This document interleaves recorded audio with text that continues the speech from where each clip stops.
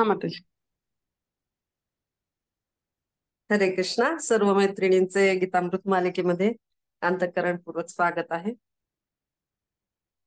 काल आपण दीपाली माताजींनी खूप छान पद्धतीने तिसऱ्या आणि चौथ्या श्लोकावर जे विवेचन केलं ते ऐकलेलं आहे. आज आपण ऐकणार आहोत भक्ती योग अर्थात 12वा अध्याय आणि त्याच्यामधील श्लोक क्रमांक 5. आपण प्रार्थनेने सुरुवात करूया. ओम ज्ञानतिमिरान्धस्य ज्ञानांजन शलाकया चक्षुरुन्मीलितं येन तस्मै श्री गुरवे नमः. श्री चैतन्य मनोभीष्टं स्थापितं येन भूतले स्वयं रूप कदा मह्यं ददाति स्म पदान्तिकं. वन्देऽहं श्रीगुरु श्रीयुतापदकमलं श्रीगुरुन् वैष्णवांश्च श्रीरूपं साग्रजातं सहगणा रघुनाथान्वितं तं सजीवं साद्वैतं सावधूतं परिजना सहितं कृष्ण चैतन्य देवं श्री राधा कृष्ण पादान् सहगणा ललिता श्री विशाखान्वितावश्य. हे कृष्णा करुणा सिंधो दीनबंधो जगतपते गोपेश गोपिका कांत राधा कांत नमोस्तुते. तप्त कांचना गौरांगी राधे वृंदावनेश्वरी वृषभानुसुते देवी प्रणमामि हरिप्रिये. वाञ्छाकल्पतरुभ्यश्च कृपा सिन्धुभ्येव च पतितानां पावनेभ्यो वैष्णवेभ्यो नमो नमः. नमो विष्णुपादाय कृष्णप्रेष्ठाय भूतले श्रीमते राधानाथ स्वामिनीति नामिने. नमो विष्णुपादाय कृष्णप्रेष्ठाय भूतले श्रीमते भक्तिवेदांत स्वामिनीति नामिने. नमस्ते सरस्वती देवे गौरवाणी प्रचारिणे निर्विशेष शून्यवादी पाश्चात्य देश तारिणे. जय श्री कृष्ण चैतन्य प्रभु नित्यानंद श्री अद्वैत गदाधर श्रीवासादि गौर भक्त वृंद. हरे कृष्णा कृष्णा कृष्णा हरे हरे हरे राम राम राम हरे हरे. हरे कृष्णा. सर्व मैत्रिणींचे गीतामृत मालिकेमध्ये अत्यंत अंतःकरणपूर्वक स्वागत आहे. तर आपण बघत आहोत की श्रीकृष्ण अर्जुनाच्या प्रश्नाची उत्तरे या ठिकाणी देत आहेत. तर अर्जुनाने कोणता प्रश्न विचारला होता मैत्रिणी, तुमच्या सगळ्यांच्या लक्षात असेल की 12व्या अध्यायामध्ये पहिला प्रश्न अर्जुनाने विचारलेला होता की प्रथम श्लोकामध्ये की जे तुमच्या भक्तीमध्ये योग्य रीतीने सदैव संलग्न झालेले आहेत व जे अव्यक्त निर्विशेष ब्रह्माची उपासना करतात यापैकी कोणाला अधिक परिपूर्ण मानण्यात येते. आता नेहमी आपण बघतो की तुलनात्मक या ठिकाणी प्रश्न विचारले जातात, कारण मनुष्याचा स्वभाव आहे कुठली सर्वोत्कृष्ट गोष्ट असली तरी ती स्वीकारताना त्याची तुलना करण्याचा त्याचा मानस असतो.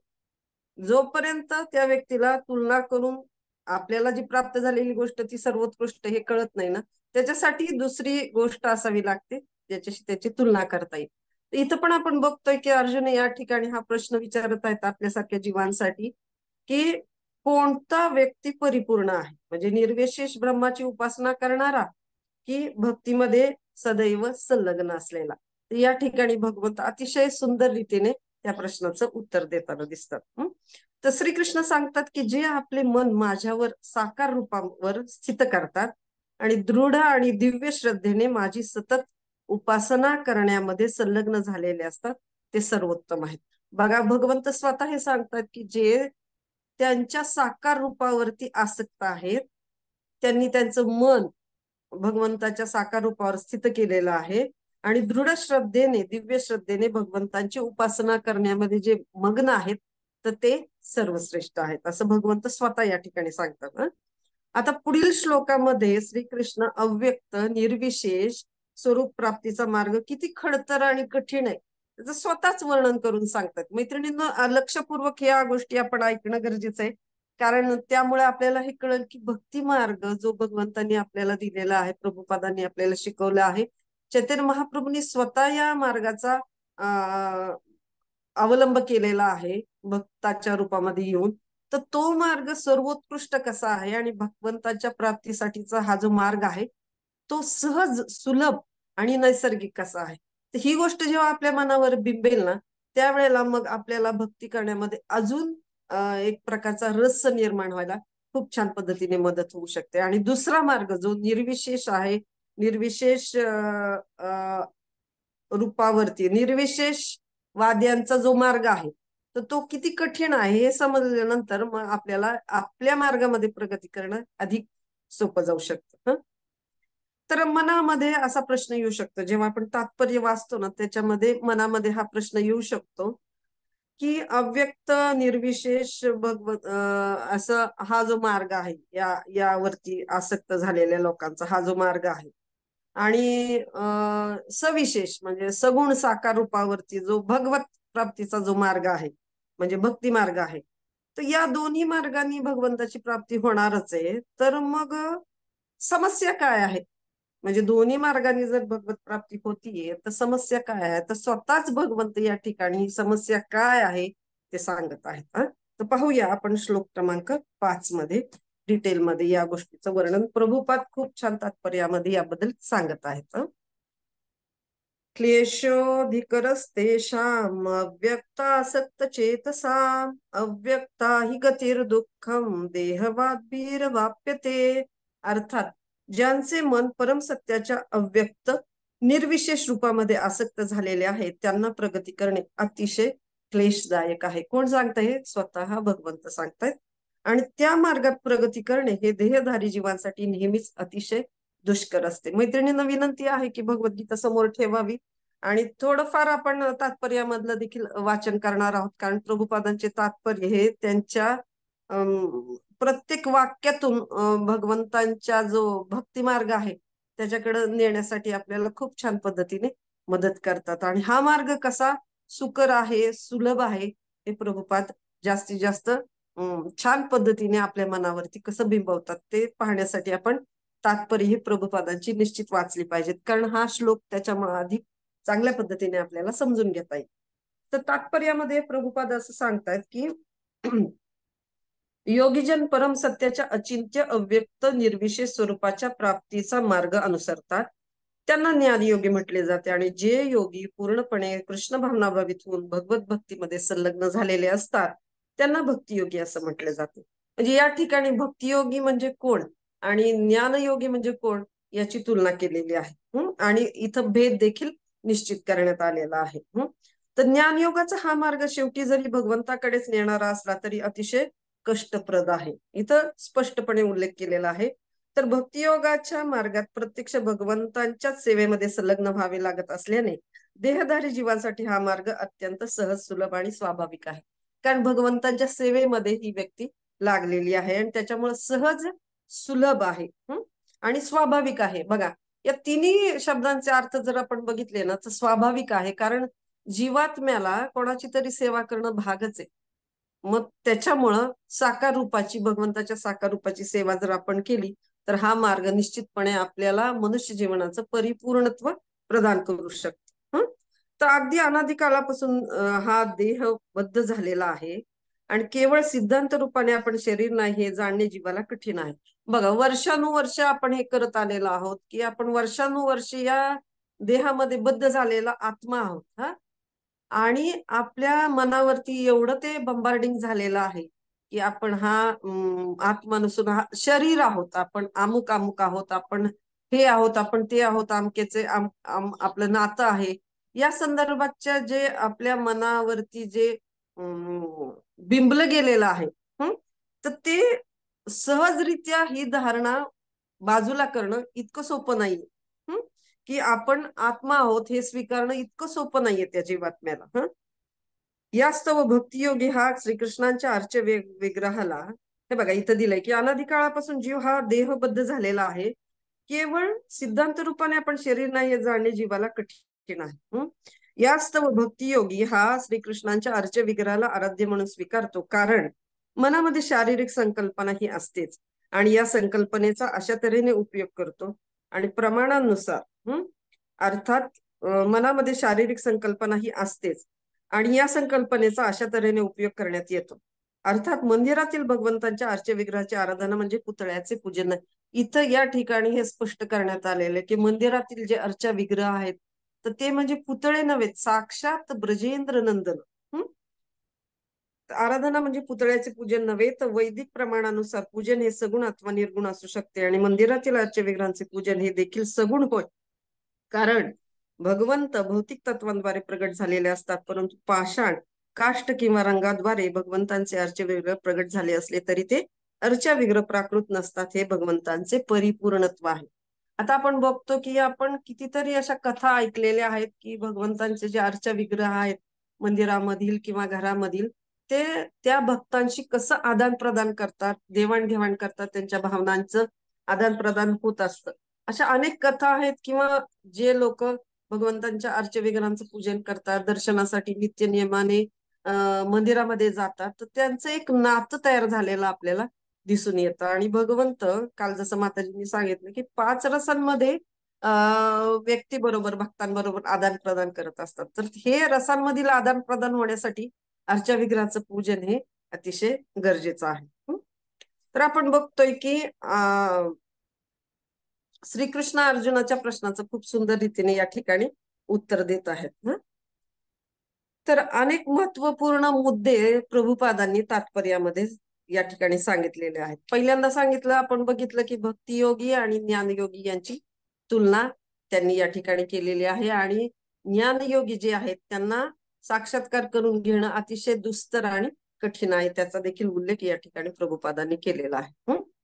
मग देहबद्ध झालेल्या जीवात्म्याला, कारण तो अनादी काळापासून त्या देहामध्ये बद्ध झालेला आहे, त्याला त्या संकल्पनेपासून सोडून आपण आत्मा आहोत या संकल्पनेवर येणं फार कठीण आहे.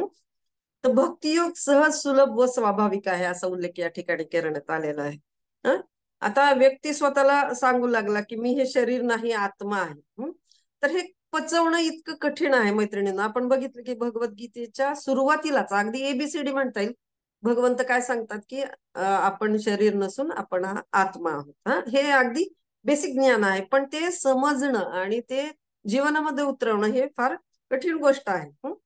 परंतु भक्तियोगात सहज सोपे काय आहे ते आपण समजून घेऊयात. की आपण हे बघू शकतो की आपण भोवताली आपल्या वेगवेगळे आकार बघतो, म्हणजे आकारानुसार आपण भोवतालच्या सृष्टीला ओळखत असतो. तर आपण विग्रहांना देखील या पद्धतीने समजून घेणं खूप सोपं होऊ शकतं. आणि सभोवतालचे आकार पाहून आपल्याला जर असं सांगण्यात आलं की निराकारावरती तुम्ही तुमचं ध्यान केंद्रित करा, हे मैत्रिणींनो, तुम्ही क्षणभर जरी विचार केला तरी तुमच्या लक्षात येईल की हे खूपच कठीण अशी गोष्ट आहे की निराकारावर ध्यान केंद्रित करणं. त्याच्या उलट जर आपल्याला सांगितलं कोणी की भगवंतांच्या चरण कमलाला ही तुलसी वाहून ये, तर आपल्याला ही गोष्ट किती सहज आणि सोपी होऊ शकते. बघा तुम्ही, की एक तुलसी पत्र घ्यायचं, स्वच्छ धुवायचं, गंगाजलामध्ये ते बुचकळायचं आणि त्याच्यानंतर भगवंतांच्या चरण कमलावरती ते अर्पण करायचं. तर ही साधी गोष्ट जरी वाटत असली तरी ही खूप मोठी श्रेष्ठ अशी भक्तिमय क्रिया होऊ शकते. तर आपल्याला निराकारावर ध्यान करणं हे खूप कृत्रिम आहे. त्याच्या उलट भगवंतांच्या साकार रूपावर ध्यान करणं हे अतिशय सोपं आहे. कारण जेव्हा आपण ते तुलसी पत्र वाहत असतो त्यावेळी क्षणभर का होईना आपलं ध्यान पूर्णपणे ते भगवंतांच्या सुंदर अशा चरण कमलावरती लागलेलं असतं. आणि हीच भक्तिमय प्रक्रिया त्या ठिकाणी सुरू झालेली असते. आणि मूर्तीपूजा न मांडणारे दगडांचं काय तुम्ही पूजन करता किंवा लाकडाचं काय पूजन करता असं नाव ठेवतात, परंतु त्यांना या वस्तुस्थितीची कल्पना नसते की एवढ्या साध्या छोट्याशा सोप्या गोष्टीने एखादी व्यक्ती कृष्ण भावनाभावित बनू शकते. आता आपण बघतो की हा जो अर्च विग्रहांचं पूजन करणं हे भगवंतांच्या प्राप्तीसाठीच जे अनेक अंग दिलेले आहेत. आपण भक्ती रसामृत सिंधूमध्ये या गोष्टीचा उल्लेख आढळतो किंवा प्रभुपाद देखील वारंवार या गोष्टीचं वर्णन करताना आढळून येतात की जी 5 महत्वपूर्ण अंग सांगितलेली आहेत त्याच्यामधील अर्च विग्रहांचं पूजन हे खूप महत्वाचं अंग आहे. तर भगवंत जरी सर्वव्यापी सर्वत्र आहेत हे खरं आहे, पण आपल्या इंद्रियांना ना मर्यादा आहेत मैत्रिणींना. आपल्याला सगळ्यांना आतापर्यंतच्या भगवद्गीतेच्या अभ्यासावरून हे माहिती पडलंय की आपली इंद्रिय ही मर्यादित आहेत. त्यांना एक प्रकारचं काय म्हणू शकतो आपण की एक फसवण्याची प्रवृत्ती व्यक्तीची असू शकते. त्याच्यानंतर त्यांच्यामध्ये अपूर्णत्व जे आहे त्याचा उल्लेख देखील आपण यापूर्वी ऐकलेला आहे. तर भगवंतांना प्रत्यक्ष फेस टू फेस आपण या इंद्रियांद्वारे, या भौतिक इंद्रियांद्वारे पाहू शकत नाही. कारण त्यांना मर्यादा आहेत. पण भगवंत एवढे कृपाळू आहेत की आपल्या ज्या भावना आहेत, श्रद्धा आहे आणि जी सेवा करण्याची प्रत्येक जीवाची वृत्ती आहे, तर ती स्वीकारण्यासाठी, आपल्या सेवा स्वीकारण्यासाठी भगवंत अर्च विग्रहामध्ये प्रगट होतात. आणि जरी भगवंत भौतिक तत्वांपासून प्रगट झाले असतील आता आम्ही यात्रांमध्ये गेलेलो होतो, त्या ठिकाणी काळ्या पाषाणापासून बनवलेले अर्चा विग्रह होते भगवंताचे. नरसिंह भगवंतांचे काळ्या पाषाणापासून बनवलेले होते. त्याच्यानंतर बद्री विशाल जे आहेत त्यांच्या वेगळ्या पद्धतीने त्यांचे विग्रह बनवलेले होते. त्याच्यानंतर केदारनाथांचं आम्ही दर्शन घेतलं, त्यांना स्पर्श करण्याचे भक्तांच्या कृपेमुळे संधी मिळाली, अभिषेक करता आलं. तर हे सगळ्या गोष्टी कधी शक्य झाले, जेव्हा आपण ते साकार रूप त्या ठिकाणी उपस्थित होतं आणि भगवंत त्या ठिकाणी उपस्थित असतात. या श्रद्धेने जेव्हा आपण भक्तांच्या कृपेने त्या ठिकाणी गेलो आणि त्या ठिकाणी दर्शनाची आस घेऊन गेलेलो होतो, एवढे कष्ट करण्यात आले, तर दर्शनाच्या आसेने तिथं गेलेले सगळे भक्त होते, तर भगवंताच्या दर्शनाने त्यांना अतीव आनंदाची प्राप्ती झालेली आहे. तुम्ही प्रत्येकाला जर विचारलं चारधाम यात्रेमध्ये तुम्हाला कसं वाटलं, तर सगळेजण हेच सांगतील की आमचं दर्शन खूप छान झालं. कष्टाचं कोणी जास्त बोलणार नाही, पण दर्शन खूप झालं, कारण तिथं ते विग्रहांमध्ये उपस्थित आहेत भगवंत. आणि ते आदान प्रदान करत आहेत भक्तांबरोबर. आणि भगवंतांचे हे जरी अर्चा विग्रह लाकडापासून, आता आपले जगन्नाथजींचे विग्रह लाकडापासून बनवलेले जातात, दारू ब्रह्म ज्यांना म्हणतात, तर हे जे बनवलेले आहेत तर ते प्राकृत गोष्टींपासून जरी बनवले असले तरी ते भगवंत म्हणजे प्राकृत नसतात. हे भगवंताचं परिपूर्णत्व आहे.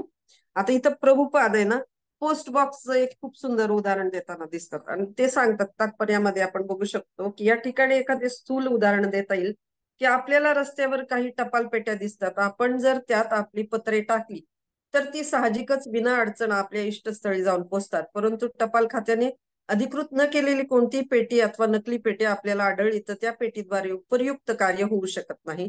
त्याचप्रमाणे भगवंत ज्या विग्रह रूपामध्ये अधिकृतरित्या प्रगट होतात त्या विग्रहालाच अर्चा विग्रह असे म्हटले जाते. हे अर्चा विग्रह म्हणजे भगवंतांचा अवतारच असतो.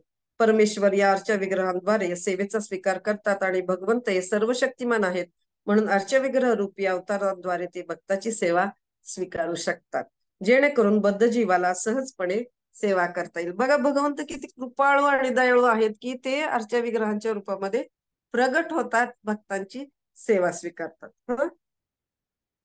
आता प्रथम आपण बघू शकतो की इथं जे वर्णन करण्यात आलेलं आहे की निर्विशेषवाद जो आहे त्याचा अंगीकार जो कोणी करेल तर त्याच्यासाठी सगळ्या गोष्टी अतिशय क्लेशदायक आहेत आणि प्रगती करणं देहधारी व्यक्तीसाठी खूपच अतिशय नेहमीच इथं उल्लेख करण्यात आलेला आहे. भगवंतांनी स्वतः सांगितलं की नेहमीच अतिशय दुष्कर असलेला आहे.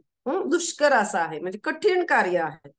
आता इथं काय बघावं लागतंय आपल्याला की म्हणून भक्ताला तात्काळ आणि प्रत्यक्षपणे भगवंताकडे जाणे मुळीच कष्टप्रद नसते. पहिल्यांदा प्रभुपाद इथं छान सांगतात की परंतु जे आध्यात्मिक अनुभूती करता वादाचा मार्ग स्वीकारतात त्यांच्यासाठी तो मार्ग अतिशय कठीण असतो. त्यांना उपनिषदांद्वारे परमसत्याचे अव्यक्त रूप शास्त्राच्या गर्भितार्थ आणावा लागतो, जाणावा लागतो. बघा, शास्त्र जाणून घ्यावं लागतं, त्याचा गर्भितार्थ जाणावा लागतो. त्यासाठी संस्कृत भाषा ही शिकावी लागते. बघा हे किती कठीण कार्य आहे. आता जर आपण बघितलं तर आपण काही संस्कृत शिकलेलं नाही, म्हणजे काही जण शिकलेली असतील अर्थात आणि काही जण छान पद्धतीने वाचन देखील करत असतील त्या पद्धतीचं, परंतु इथं अशी अट नाहीये भक्तीमध्ये की तुम्हाला संस्कृत पूर्ण यायला पाहिजे. पण इथं निर्विशेषवादाचं जेव्हा एखादी व्यक्ती अनुसरण करते तर त्या व्यक्तीला ह्या सगळ्या गोष्टींचा गर्भितार्थ जाणून घ्यावा लागतो. त्यासाठी संस्कृत भाषा शिकावी लागते आणि इंद्रियांना अगम्य असणारे भाव जाणावे लागतात आणि या सर्व पद्धतीचा अनुभव घ्यावा लागतो. आणि हे सर्व साधारण मनुष्यासाठी सोपे नसते. बघा का सोपे नाहीये ते देखील इथं स्पष्ट होते. तर भक्तीमध्ये संलग्न झालेल्या कृष्ण भावनाभावित मनुष्याला केवळ प्रामाणिक आध्यात्मिक गुरुच्या मार्गदर्शनाने नियमितपणे अर्चा विग्रहाला केवळ वंदन केल्याने, भगवंतांचे गुणगान श्रवण केल्याने आणि केवळ भगवत प्रसाद ग्रहण केल्याने भगवंताची अनुभूती सहजपणे होते. बघा इथं ही इतकी भक्ती मार्ग हा इतका सोपा आहे की केवळ गुरूंच्या कृपेने त्यांच्या आज्ञांचं पालन केल्याने, भगवंतांच्या जे गुणगान आहे ते श्रवण केल्याने, त्याच्यानंतर सगळ्यात महत्वाचं म्हणजे प्रसाद खाल्ल्याने, प्रसाद खाऊन देखील एखादी व्यक्ती छान पद्धतीने भगवंताची अनुभूती घेऊ शकते. जसं प्रसादाला प्रभूंचे साक्षात दर्शन असं म्हटलं गेलेलं आहे.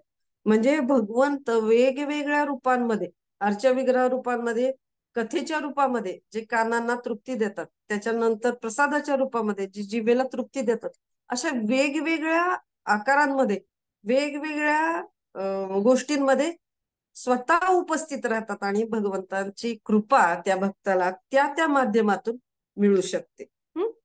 तर शेवटी परमसत्याचा साक्षात्कार होण्याची शाश्वती नसलेल्या क्लेशदायक मार्गाचे निर्विशेषवादी अनुसरण करत आहेत, यात काहीच संदेह नाही. परंतु साकारवादी विनाक्लेश कोणत्याही धोक्याविना प्रत्यक्ष भगवंताचीच प्राप्ती करतात. बघा, या ठिकाणी धोका देखील नाहीये. म्हणजे भक्ती मार्गाचं जर अनुसरण करायचं असेल तर त्याच्यामध्ये काल जसं माताजींनी सांगितलं आपल्याला की पतनाची शक्यता नाहीये. कारण आहे ना, भक्तांचा संघ आहे, भक्तांचं ते जाळं आहे खाली पसरलेलं, ज्याच्यामुळं तो भक्त आहे ना अगदी छान पद्धतीने भक्ती मार्गावरती आपलं आचरण करू शकतो आणि प्रगती करू शकतो. याच प्रकारे वर्णन श्रीमद भागवतातही आढळते. त्या ठिकाणी असे म्हटले आहे की शेवटी मनुष्याला भगवंतांना शरण जावेच लागते. हे तर खरंच आहे की भगवंतांना शरण जाणं ह्याच जीवाचा खऱ्या अर्थानं परिपूर्णता आहे, त्या व्यक्तीच्या जीवनाची परिपूर्णता आहे. जेव्हा ती व्यक्ती भगवंतांना खऱ्या अर्थानं शरण जाते तेव्हा आणि भगवंतांना असं सांगते की मी तुमचं आहे, तुम्ही माझे आहात, तेव्हा भगवंतांचं ते कर्तव्य बनतं की त्या जीवाचं रक्षण करणं.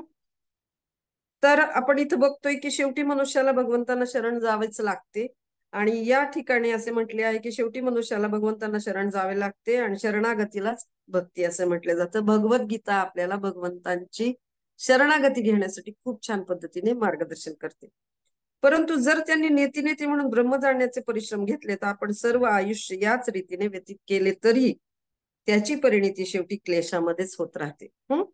म्हणून या ठिकाणी सांगण्यात आलेले आहे की आध्यात्मिक साक्षात्काराच्या या क्लेशदायक मार्गाचे अनुसरण करू नये, कारण अंतिम परिणामाच्या मार्गामध्ये शाश्वती नसते. काल आपल्याला माताजींनी सांगितलं की आपल्याला जर एखादा गड चढायचा असेल, जेजुरी चढायची असेल, जेजुरीचा गड चढायचा, त्या मार्गावरून जे कोणी येतायत जातात त्यांच्या मार्गदर्शनानुसार त्या गडावरती चढणं सोपं आहे की स्वतःच्या मनाने इकडं तिकडं वाट शोधत राहणं आणि नीती सारखं आणि बघत राहणं की ह्या मार्गाने गेलं तर बरं पडेल का, त्या मार्गाने गेलं तर बरं पडेल का. त्यापेक्षा साधुगुरु आणि शास्त्र यानुसार जर आपलं आचरण असेल, त्यांच्या मार्गदर्शनानुसार आपण जर चालत असू तर प्रत्येक गोष्ट आपल्याला सहज आणि सोपी होऊ शकते आणि भगवंताची जी अनुभूती ती या जन्मामध्ये त्याच अल्पावधीत देखील घडून येऊ शकते. इतका हा भक्ती मार्ग सोपा आहे. त्याच्या उलट निर्विशेषवाद्यांचा मार्ग हा अतिशय दुष्कर कठीण असा आहे. तर या ठिकाणी सहजपणे हा शब्द वापरलेला अनेक वेळा आपण वाचलेला आहे. तर सहजपणे का आहे हा उल्लेख, कारण जीवाचा सेवा करण्याचा स्वभाव असतो आणि ती सेवा जर आपण भगवंताची नाही केली तर आपण निश्चितच मायेची सेवा करण्यामध्ये अडकून पडू आणि कित्येक जन्म असे आपले आपण वाया घालवू शकतो आणि नरकेच्या दिशेने प्रत्येकाची वाटचाल होऊ शकते.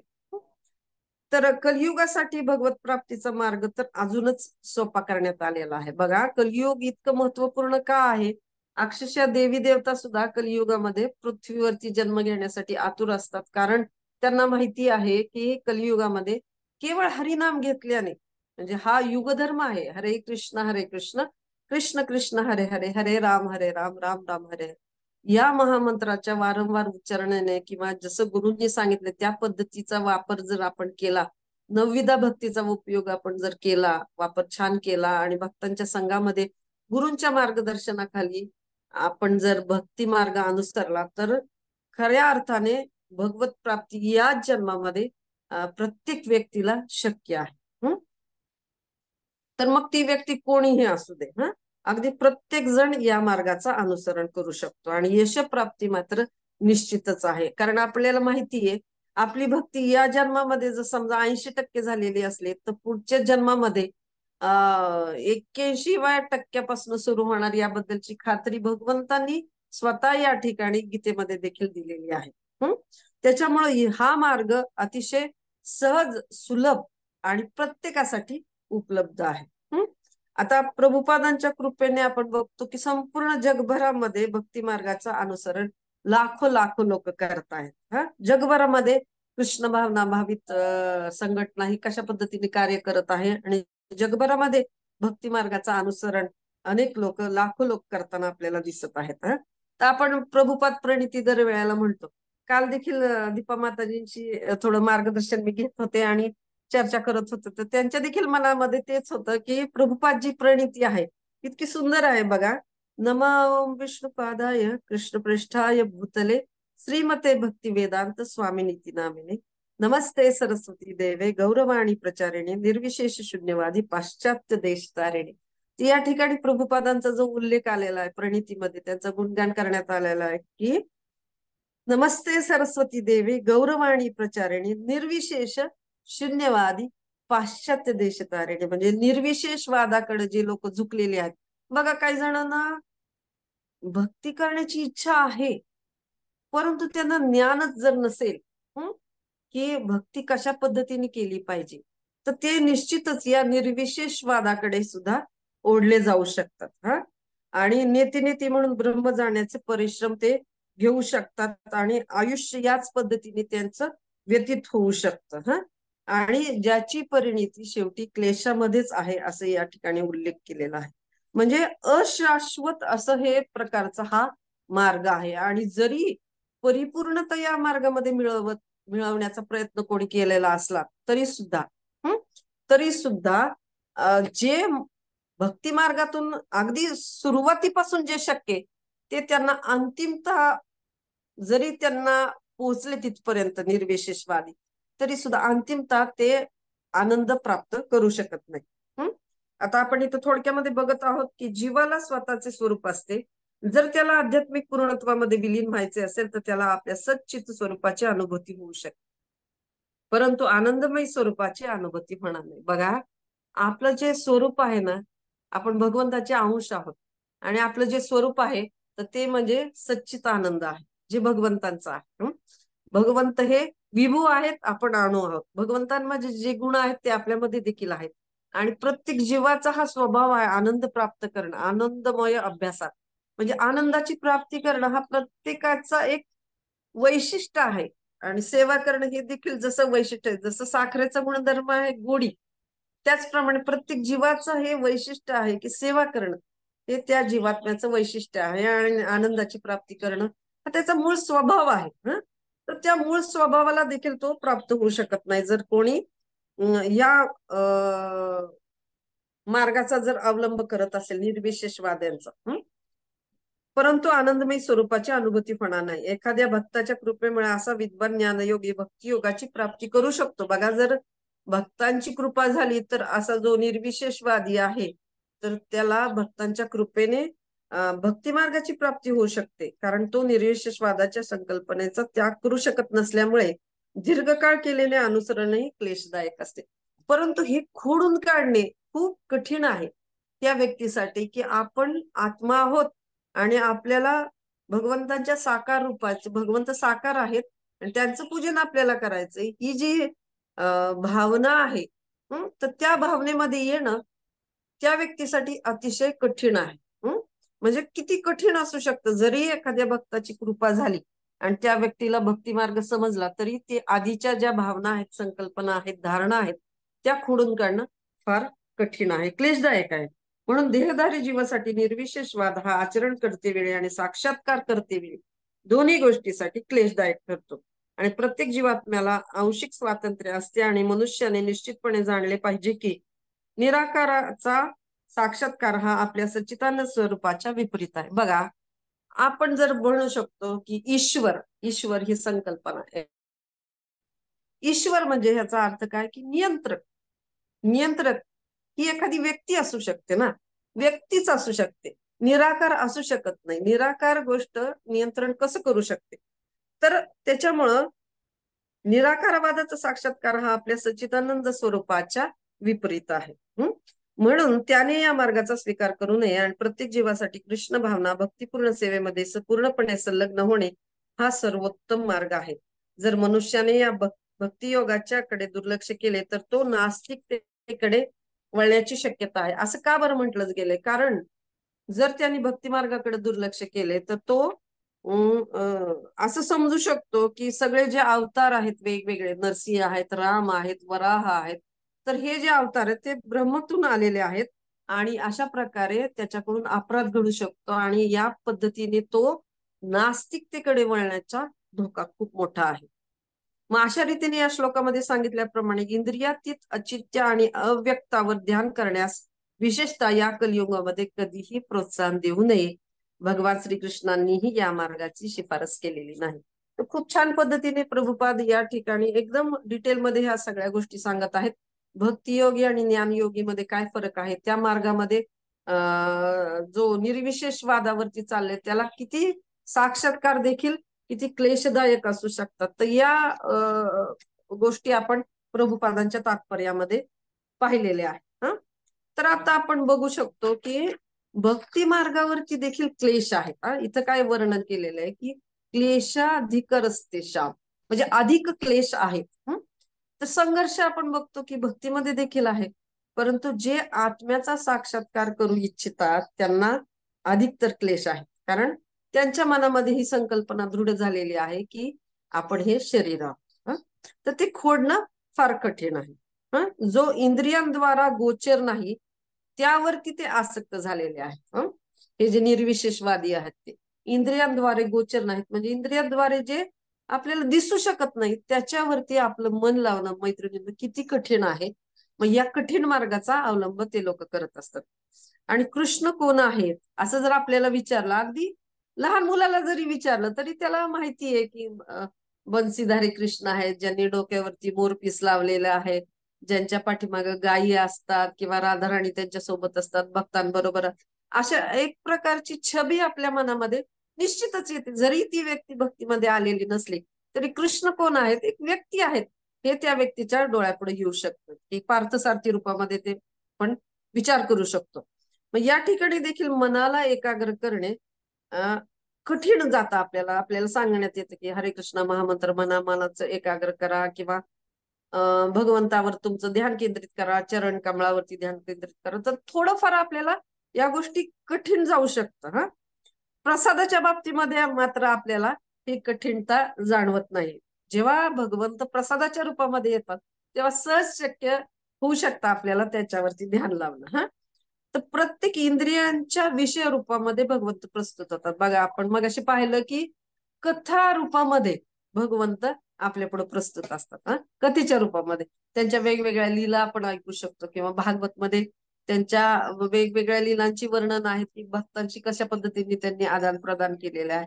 तर त्याच्यामध्ये मन लावणं आपल्याला सोपं जाऊ शकतो वर्णनामध्ये. म्हणजे आपले कानांना काहीतरी छान ऐकण्याची इच्छा असते, तर ती इच्छा भगवंत कथेद्वारे येऊन आपली पूर्ण करतात. त्याच्यानंतर भगवंत आपल्या इंद्रियांसाठी जरी अगोचर असले प्रत्यक्ष भगवंत, तरी विग्रह रूपामध्ये ते आपल्या नेत्रांना परमसुख देऊ शकतात. कानांना कथेच्या रूपामध्ये, जिभेला आपल्या भगवंत प्रसादा रूपाने उपलब्ध होऊन आपल्या जिभेला पवित्र करत असतात. आणि भगवंतांना अर्पण केलेल्या पुष्पांचा सुगंध घेऊन, त्यांना अर्पण केलेल्या हारांचा सुगंध घेऊन आपलं जी नासिका आहे तर ती इंद्रिय देखील आपली शुद्ध बनवू शकतात.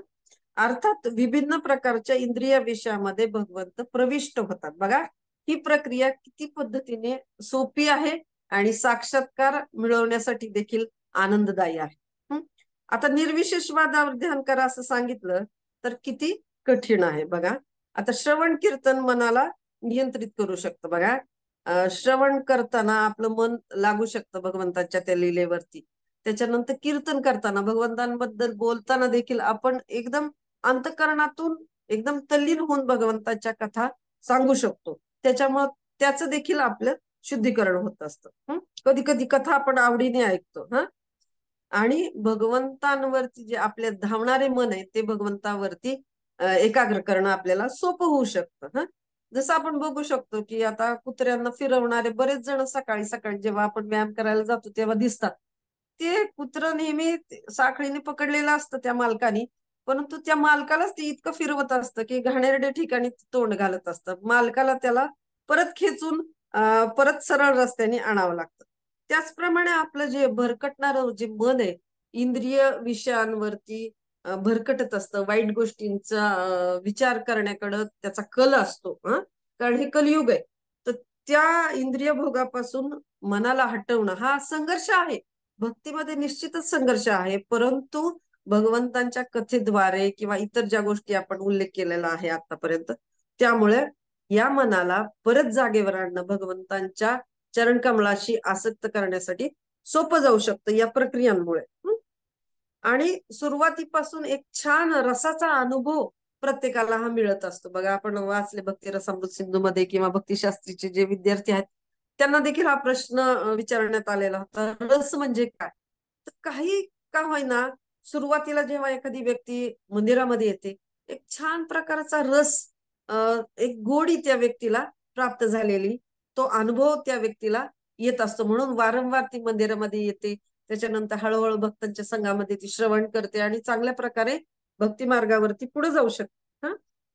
तर सुरुवातीला जेव्हा ती व्यक्ती जप करते, मंदिरात येते, संघ करते, तर अनर्थ निवृत्ती त्या व्यक्तीची जेव्हा होते, म्हणजे अनर्थांपासून हळूहळू त्या व्यक्तीची जेव्हा सुटका होत असते आपोआपच या प्रोसेसमध्ये राहिल्यानंतर, तर त्यावेळेला एक कृपेचा किंवा आनंदाची अनुभूती, जे आपण मगाशी वाचलं प्रभुपादांच्या तात्पर्यामध्ये, की त्या व्यक्तीला सत आणि चितचा अनुभव येऊ शकतो निर्विशेषवाद्यांना, परंतु आनंदाची अनुभूती त्यांना होऊ शकत नाही. खरं बघायला गेलं तर प्रत्येक जण ह्या आनंदाच्या शोधात आहे. मग कसे काय त्या व्यक्तीला परिपूर्णता वाटणार या निर्विशेष वादावरती चालून. तर ते देखील परिश्रम करतात, आपण देखील परिश्रम करतो, पण सुखाची जी प्राप्ती, आनंदाची प्राप्ती आहे ना, अगदी छोट्या छोट्या गोष्टी केल्याने भक्ती मार्गामध्ये एखाद्या व्यक्तीला होऊ शकते. आता आपण बघू शकतो की आता पावसाळा सुरू आहे, गरम गरम बटाटे वडे खायची इच्छा प्रत्येकाला होत असते, किंवा भजी तळून खाण्याची. पण ते करणं किती क्लेशदायक आहे. आपण बघू शकतो की बटाटे उकडा, त्याची भाजी बनवा, ती छान बनवा, परत बेसन पीठ कालवा, त्याला सगळ्याला एकत्रित करून नंतर ते तेलामध्ये सोडा आणि त्याच्यानंतर भगवंताला अर्पण करून ते प्रसाद रूपाने घ्या. तर ह्या सगळ्या गोष्टी क्लेशदायक आहेत, हो की नाही मैत्रिणींनो. पण आनंदाची अनुभूती जी आहे, ते खाल्ल्यानंतर जो स्वाद मिळतो प्रसादाचा, तर तो जो अनुभव आहे तो खूप उच्च स्तरावरचा आहे.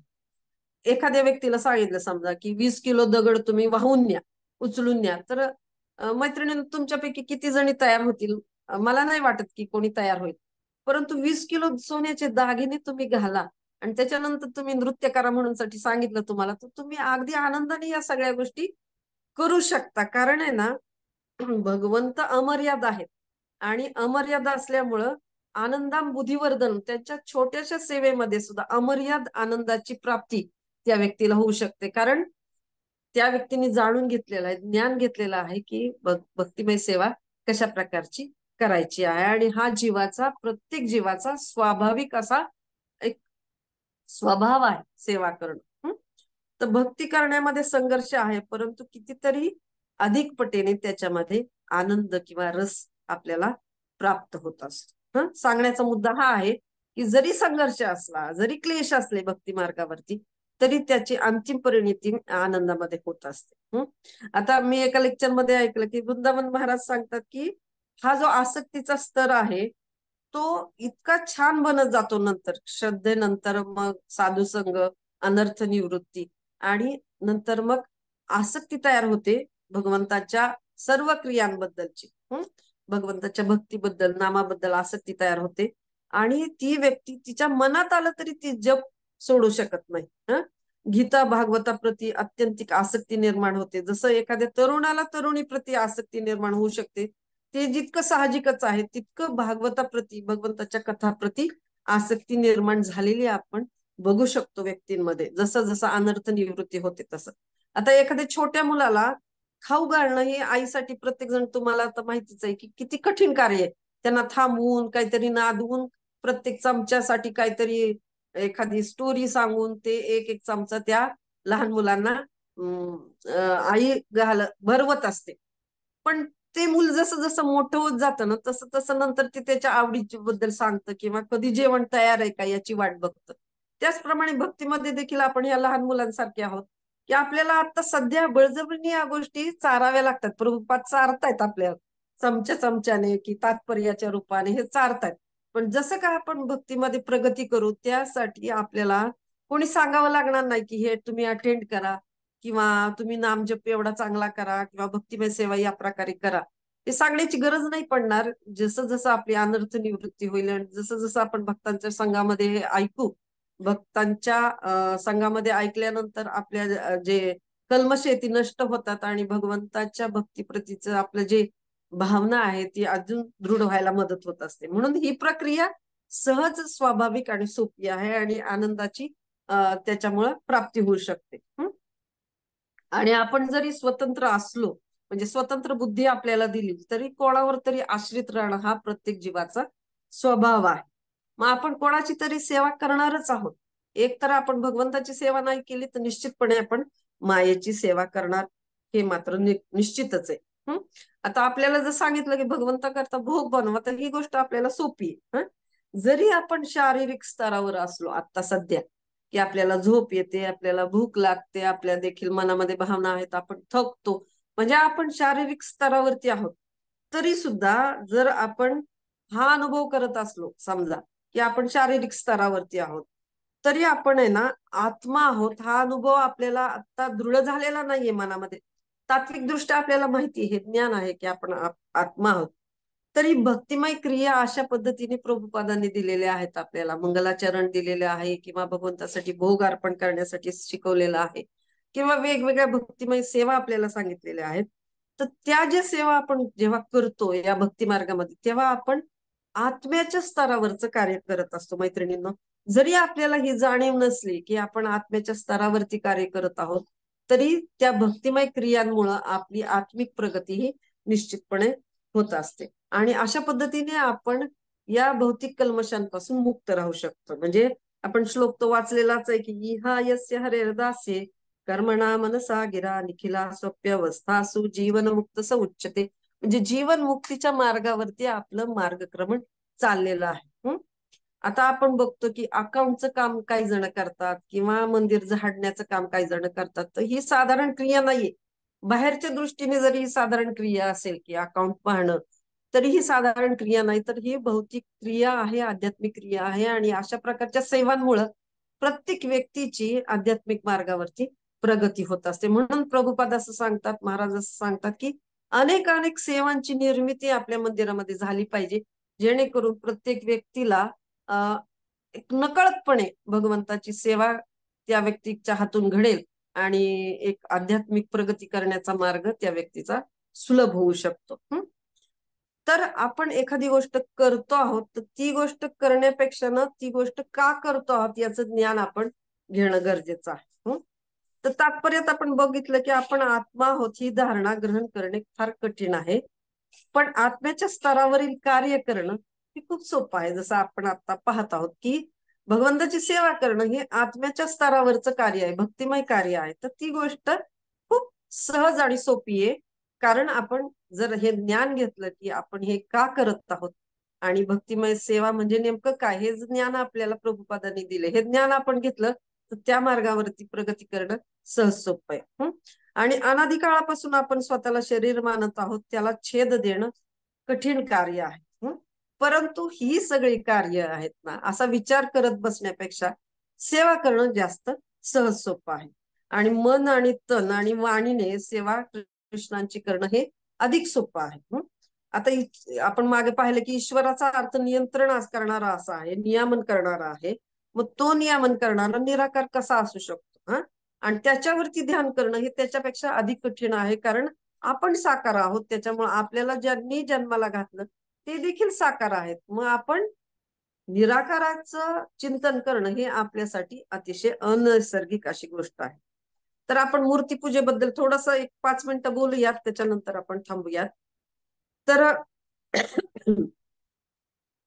असं आपण म्हणू शकतो की एखाद्या व्यक्तीची मूर्ती असेल आणि ती व्यक्ती, तर ते दोघही भिन्न आहेत. म्हणजे परंतु जर जे नित्यसिद्ध भक्त असतात ना, तर त्यांना या गोष्टी सगळ्या शक्य होऊ शकतात. कारण रामानुजाचार्यांचं जर आपण उदाहरण पाहिलं, या गोष्टींमध्ये गेल्या काही वर्षांपूर्वी आपण दक्षिण भारत यात्रा केली होती. तिथं रामानुजाचार्यांचे जे विग्रह आहेत, मूर्ती आहेत, तर त्या सजीव आहेत. कारण आहे ना, तिथली नखं वाढतात, त्यांची केस वाढतात, ती कट करावी लागतात. कारण आहे ना, एका भक्ताला खूप त्यांच्यापासून जेव्हा ते या धरातला सोडून निघाले होते, तेव्हा भक्तांनी त्यांना विनंती केली की आम्ही तुमच्याशिवाय राहू शकणार नाही. तर रामानुजाचार्यांनी त्यांना शाश्वती दिली की मी विग्रहाच्या रूपामध्ये तुमच्या सोबत आहे. तर नित्यसिद्ध भक्तांना हे सगळ्या गोष्टी शक्य आहेत. आपण बघत आहोत की आरच्या विग्रहांचं महत्व काय आहे आणि त्यांची आराधना करून त्यांचं पूजन करून भक्ती मार्ग किती सोपा आहे. म्हणजे साकार रूपाचं पूजन करून एखादी व्यक्ती भक्तीमध्ये किती प्रगती करू शकते. तर 8 प्रकारचे विग्रह वेगवेगळ्या प्रकारचे भौतिक गोष्टींपासून बनवता येतात आणि याच्या प्रकारची शास्त्रामध्ये स्थापिती कला म्हणून साठी एक विशिष्ट कलेचा उल्लेख शास्त्रांमध्ये येतो. आणि आपण हे बघत आहोत की मूर्ती नाही तुम्ही साक्षात ब्रजेंद्र नंदन. चैतन्य चरितामृत मधली ही कथा सगळ्यांनाच माहिती आहे, त्याच्यामुळे जास्त डिटेलमध्ये आपण जात नाहीत. तर अशा कितीतरी कथा आहेत ज्या ठिकाणी भगवंतांच्या विग्रहाने त्यांच्या भक्तांशी आदान प्रदान केलेलं आहे. तर आपण बघितलं की खीरचेराव गोपीनाथ या ठिकाणी जेव्हा भगवंत सांगतात की त्यांनी माधवेंद्रपुरींना तशी इच्छा झाली की या ठिकाणी जी खीर बनते ती खीर कशा प्रकारची की जेणेकरून मी माझ्या गोपालजींसाठी त्या प्रकारची खीर बनवू शकेल. हा जो विचार त्यांच्या मनामध्ये क्षणभरासाठी आलेला, तर त्या विचाराला प्रतिसाद म्हणण्यासाठी तिथल्या गोपीनाथांनी स्वतःच्या धोतीमध्ये ते 8 जे पात्र होते जे पुजाऱ्यांनी त्यांना अर्पण केलेले होते विशिष्ट प्रकारच्या खिरीचे, त्यामधील एक पात्र चोरून खास आपल्या छान अशा प्रेमी भक्तासाठी म्हणजे माधवेंद्रपुरींसाठी लपवून ठेवला. आणि नंतर ते पुजाऱ्याच्या स्वप्नात गेले आणि त्यांनी सांगितलं माझा जो भक्त आहे त्याला ती खीर तुम्ही द्या, कारण मला तो त्यांना प्रसाद द्यायचा आहे. म्हणजे भगवंत हे भक्तांसाठी काही करू शकतात. अर्च विग्रहाच्या रूपामध्ये ते येऊन अशा प्रकारचं आदान प्रदान करतात. तर सगळ्यांना माहिती आहे की साक्षी गोपाळांची कथा देखील सगळ्यांना माहिती आहे की ज्या वेळेला तो छोटा विप्र म्हणत असतो की त्या विग्रहांना सांगतो की तुमच्या पुढं मोठ्या विप्रनी बडा विप्रनी वचन दिलेलं आहे की त्याच्या मुलीशी त्यांनी सेवा केल्याबद्दल छोट्या विप्रशी विवाह करून देईल. तर विवाहासाठी नाही, परंतु तो जो बडा विप्र होता मोठा ब्राह्मण होता तर त्याची सेवा ह्या छोट्या विप्रनी केलेली होती. आणि त्याला प्रसन्न होऊन ह्या बडा विप्र जो आहे तर त्यांनी वचन दिलेलं असतं की माझ्या मुलीशी तुझं लग्न करून देईल. आणि हे वचन त्यांनी गोपाळांपुढे दिलेलं असतं. पण त्या व्यक्तीला नंतर जाऊन तो व्यक्ती घरच्यांच्या दबावामुळे या सगळ्या गोष्टी नाकारत असतो जेव्हा तो घरी पोचतो तेव्हा. तर त्यावेळेला मोठा विप्रला वचनपूर्तीचं जे वचनपूर्ती न केल्याचं पाप लागू नये म्हणून साठी हा छोटा विप्र त्या ठिकाणी जातो आणि भगवंतांना तिथं विनंती करतो की तुम्हाला साक्ष द्यायला यावं लागेल. तर तेव्हा ते विग्रह म्हणतात की अरे मी कसा चालू शकतो. तर तो सांगतो चैतन्य चरितामृत फार सुंदर वर्णन आहे. तो सांगतो की तुम्ही जर बोलू शकता तर तुम्ही चालू देखील शकता. आणि अक्षरशः भक्तांच्या प्रेमाखातर भक्ताला खरं ठरवण्यासाठी ते विग्रह चालत चालत ज्यांच्या पायामध्ये सुंदर असं पैंजण त्या विप्राने बांधलेलं असतं की छुमछुम आवाज करत ते विग्रह त्याच्यापर्यंत त्या गावापर्यंत वेशीपर्यंत जाऊन पोचलेले आपल्याला सगळ्यांना ती कथा माहिती आहे. तर लेक्चर मध्ये मी ऐकत होते की सच्चिदानंद महाराज सांगत होते की एक व्यक्ती ना प्रभुपादांच्या काळातली ही गोष्ट आहे की एक व्यक्ती ना त्या मंदिरामधली त्याच्याकडे सेवा दिलेली होती की ते बर्तन साफ करण्यात म्हणजे भांडी स्वच्छ करण्याची. पण ती व्यक्ती अजिबात एवढी गचाळपणे ते भांडी स्वच्छ करत नसायची. तर आहे ना प्रभुपाद जेव्हा त्या मंदिरामध्ये येतात, परदेशातली ही कथा आहे, मंदिरामध्ये येतात आणि जसं का त्या व्यक्तीला प्रभुपाद बघतात भगवंताचं दर्शन घेतात आणि त्याच्यानंतर भक्तांना भेटण्यासाठी ते जसं का त्या व्यक्तीला पाहतात तसं ते उच्चार करतात की अरे तू भांडी का नाही स्वच्छ करत आहे. म्हणजे याच्यातून सच्चिदानंद महाराज हे सांगत होते की विग्रह ना बोलतात, त्यांच्या शुद्ध भक्तांबरोबर विग्रह बोलतात आणि त्यांना तर तिथली जी भांडी आहेत ना ती अस्वच्छ असल्यामुळे ते पसंत पडायचं नाही. आणि ते प्रभुपाद लगेचच त्यांच्या थ्रू प्रभुपादांच्या थ्रू त्या व्यक्तीला ते ऐकवतात. असं गमतीने सच्चिदानंद महाराज सांगत होते की डेटीज हे साक्षात ब्रजेंद्र नंदन असतात. म्हणून साठी प्रभुपाद म्हणतात की तुम्ही अर्च विग्रहांची सेवा करताना खूप केअरफुल असलं पाहिजे की खूप सावध असलं पाहिजे की आपण साक्षात भगवंतांची आदान प्रदान करत आहोत. की भगवंतांच्या जे अर्च विग्रह आहे तर त्यामध्ये भगवंतांचे सर्व अवतार समाविष्ट असतात. अशा पद्धतीने ते खूप छान पद्धतीने कृपा अवतार आहेत. बद्धजीव या इंद्रियांनी भगवंतांना साक्षात पाहू शकत नाही आणि भगवंत त्यामुळे अर्च्य विग्रहाच्या रूपामध्ये त्या व्यक्तीपुढे प्रगट होतात.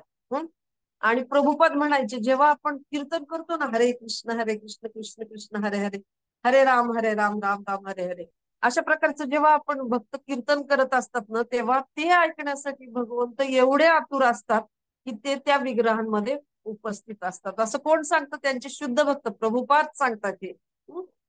तर अगदी नवीन भक्त असू द्या किंवा उत्तम अधिकारी असू द्या, सगळ्यांना भगवंत रेसिप्रिकेट करत असतात, प्रतिसाद देत असतात. तर असं म्हटलं गेलं की अनेक ठिकाणी असा उल्लेख आहे की भक्ती सिद्धांत सरस्वती ठाकूरांना भगवंत प्रसाद घेताना म्हणजे ते जेव्हा भक्तांनी अर्पण केलेले व्यंजन आहेत ते खाताना दिसायचे, स्पष्टपणे दिसायचे. आता जननिवास प्रभूजी आणि पंकजांग्रे प्रभूजी हे तर आपल्याला सगळ्यांना माहिती की अर्च्य विग्रहांचं पूजन कशा पद्धतीने केलं पाहिजे या संदर्भात खास भगवंतांनी पाठवलेले दूत आहेत, असं प्रभुपाद म्हणायचे की अर्च्य विग्रहांची सेवा कशी करायला पाहिजे हे शिकवण्यासाठी ते आपल्याला मदत करण्यासाठी आलेले आहेत, असं प्रभुपादांनी अनेक वेळा त्यांच्याबद्दलचा उल्लेख केलेला आहे. तर मायापूरला जेव्हा पूर आलेला आहे आणि नरसिंह भगवंतांचे पूजन ज्या वेळेला पंकजांग्रे प्रभूजी करत होते, तेव्हा सगळ्यांनी हा व्हिडिओ पाहिला असेल, कशा पद्धतीने खूप मोठा सर्प त्या ठिकाणी आला पाण्यामधून. पाणी इथपर्यंत आलेलं असायचं तरी देखील तिथलं पूजन कधीही थांबलेलं नाहीये. तर तो सर्प आला, त्याच्यानंतर कोणी सामान्य व्यक्ती घाबरून जाऊ शकतो, परंतु प्रभूजी न घाबरता अर्च्य विग्रहांना औक्षण करत होते. त्या सर्पाने ह्यांना नरसिंह भगवंतांना पूर्ण प्रदक्षिणा घातली आणि त्याच्यानंतर तो सर्प त्या पाण्यामधून निघून गेलेला आहे. तर असं आपण बघू शकतो की भगवंत कशा प्रकारे अर्च्य विग्रहांमध्ये देखील आपलं संरक्षण करत असतात.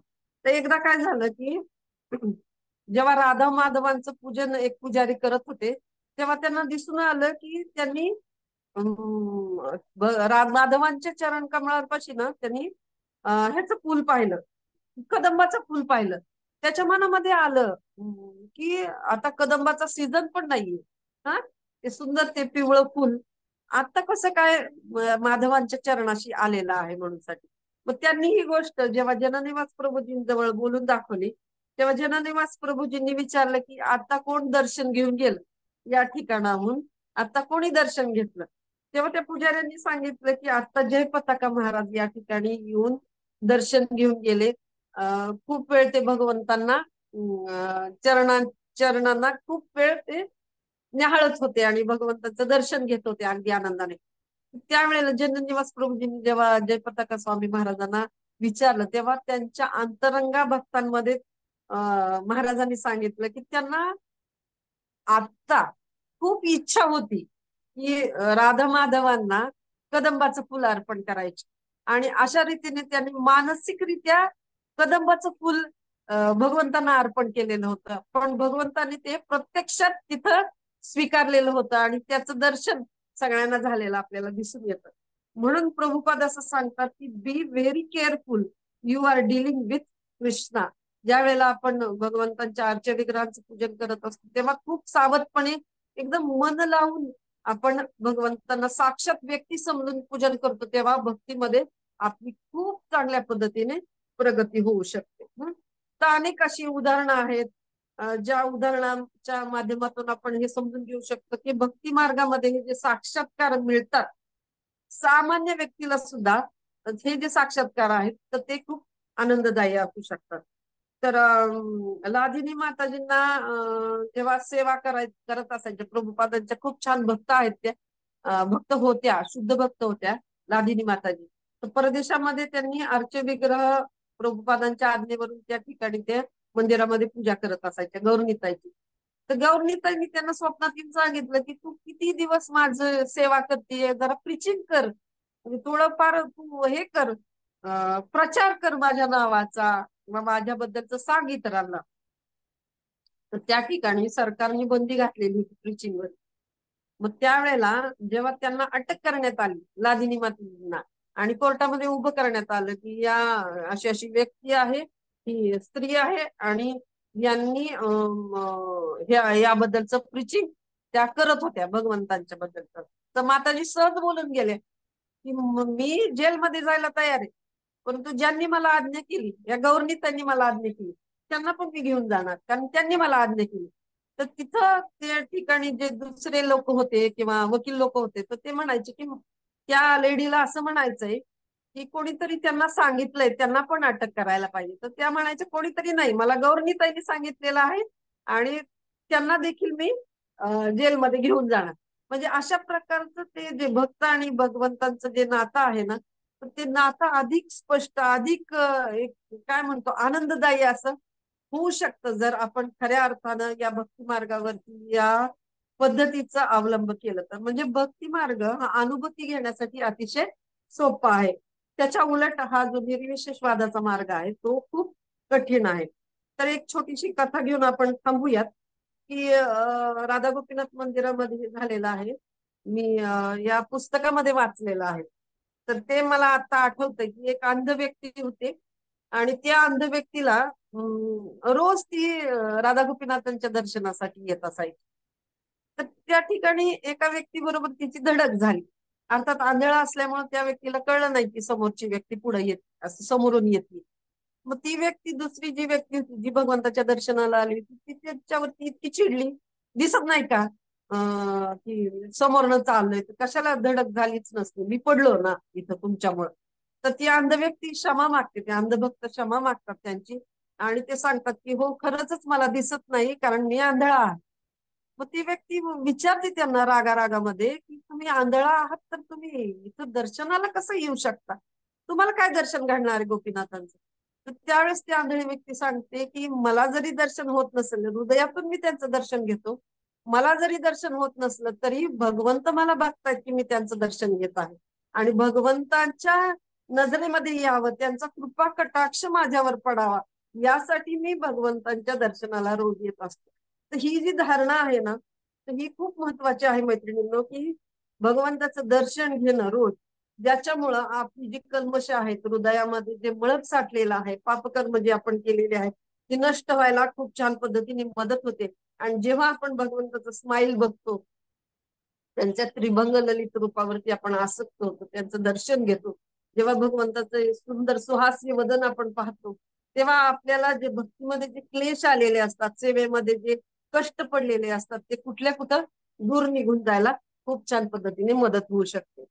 तर आपण बघितलं की भगवंत कशा पद्धतीने सगळ्यांचं संरक्षण करत असतात आणि प्रभुपादांच्या प्रणितीमध्ये पण आपण बघितलं की कशा पद्धतीने प्रभुपादांनी निर्विशेषवाद आणि शून्यवादापासून आपलं रक्षण केलेलं आहे.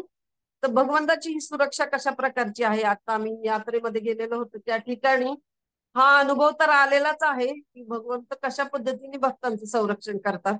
त्याच्यानंतर ह्या देखील की पांडवांबद्दलच्या अनेक कथा त्या ठिकाणी विस्तृतपणे अनेक लीला त्या ठिकाणी घडलेल्या आहेत चारधामच्या ठिकाणी. तर आपल्याला माहिती आहे की दुर्योधनाने जेव्हा वारणावतची निर्मिती केली आणि त्या ठिकाणी खूप मोठा महाल बांधला आणि पांडवांना इतकं तो गोड बोलत होता की या ठिकाणी तुम्ही जावा, तिथल्या लोकांकडून कर आकारणी करून घ्या, तिथल्या लोकांचं रक्षण करा. तर विदुरजींच्या मनामध्ये एक शंका आली की हा जो दुर्योधन आहे हा इतका का गोड बोलत आहे पांडवांची, ज्याचं त्याचं वैर आहे आणि कधी तो त्यांच्याबद्दलच्या चांगल्या भावना बाळगत नसून आता कशासाठी एवढं गोड बोलत आहे. म्हणून साठी विदुरजींनी चौकशी केली की ज्या ठिकाणी पिकनिकसाठी दुर्योधन आणि मंडळी जी आहे त्यांचा मामा वगैरे, तर ते पिकनिकसाठी पांडवांना पाठवत होते. कुंती महाराणी आणि 5 पांडवांना त्या ठिकाणी पाठवणार होते. तर त्या ठिकाणची चौकशी केली, अतिशय दूर होतं, ते दूरवरच्या प्रदेशामध्ये होतं. तर विदुरजींनी चौकशी केल्यानंतर त्यांना कळलं की त्या ठिकाणी असं घर बांधले, महाल बांधलेला आहे की जो ज्वलनशील पदार्थांनी युक्त आहे. लाखेपासून ते लाक्षागृह बनवलेलं आहे. तर त्याच्यामुळं युधिष्ठिरांना त्यांनी सावध केलं आणि त्यांनी अशा पद्धतीने वेगळ्या भाषेमध्ये सांगितलं की अशा प्रकारे सांगितलं त्यांनी की गवताला नष्ट करेल, परंतु पशूंना नाही. आणि जर भुयारामध्ये त्या पशुचं रक्षण होऊ शकतं. असं काही शस्त्र तुला माहिती आहे का की जर गवताला नष्ट करेल पशूंना नाही, पण पशुचं संरक्षण त्या भुयारामध्ये होऊ शकतं. तर हे जे कोड लँग्वेज मध्ये विदुरजी युधिष्ठिराबरोबर बोलले. आणि नंतर आपल्या सगळ्यांना माहितीच आहे की कशा प्रकारे त्या लाक्षागृहाला पेटवण्यात आलं आणि भुयार खणण्यासाठी विदुरजींनी पांडवांना कशा पद्धतीने मदत केली आणि त्या भुयारी मार्गामधून स्वतःच संरक्षण पांडवांनी कशा पद्धतीने केलं आणि इतरत्र सुरक्षित ठिकाणी ते पोचलेले आहेत. तर आपण बघतो की प्रभुपादांनी जे आपलं संरक्षण केलेलं आहे ना, आपल्या भक्तीचं, आपल्या श्रद्धेचं, जर आपल्याला हा मार्ग माहिती नसता तर निश्चितच आपण दुसरीकडे वळलो असतो, निर्विशेषवादाकडे कदाचित वळलो असतो, माहिती नाही. तर या पद्धतीने जाण्यापेक्षा आपलं प्रभुपादांनी संरक्षण केलं, कारण आपल्याला आंतरराष्ट्रीय कृष्ण भावनामृत संघटनेची त्यांनी स्थापना केली. तर आपल्या जीवनामध्ये बघतो की भक्तांचं आपल्या जीवनामध्ये किती प्रकारचं सहकार्य आहे आणि भक्तांद्वारे आपलं भगवंत कशा प्रकारे रक्षण करतात.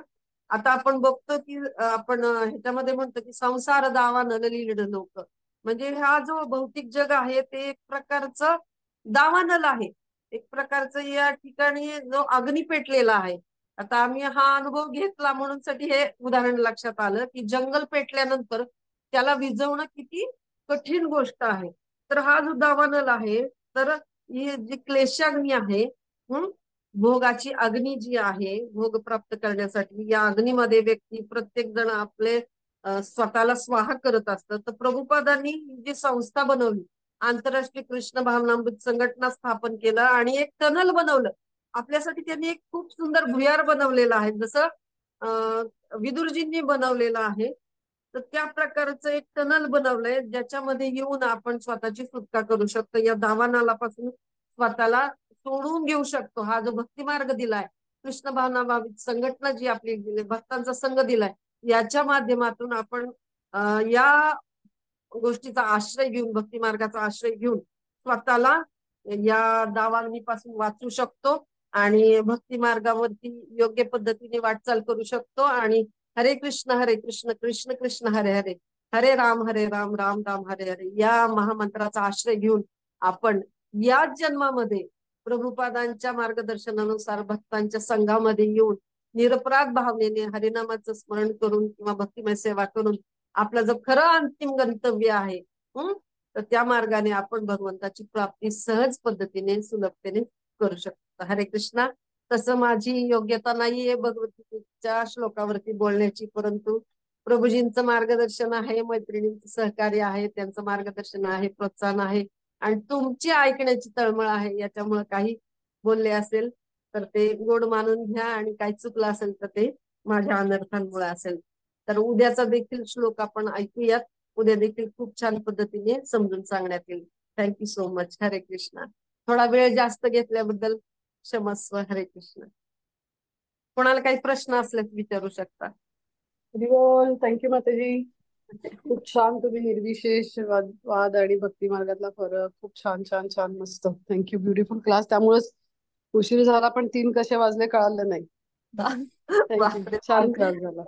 खूप वेळ घेतला छान झाला. सगळ्यांनी. नाही नाही छान झाला क्लास. थँक्यू. थँक्यू. कोणाला काही प्रश्न असतील तर प्लीज विचारा नक्की. आणि खूप दिवसांनी ऐकला तुमचा क्लास आज. पण तुमच्या सगळ्यांचा आवाज खूप दिवसांनी ऐकला, छान वाटलं. तुम्हाला अनम्यूट करावं लागेल. कोणाला काही प्रश्न असतील तर नक्की विचारा प्लीज. हरे कृष्ण. हरी बोल. आवाज येतोय का?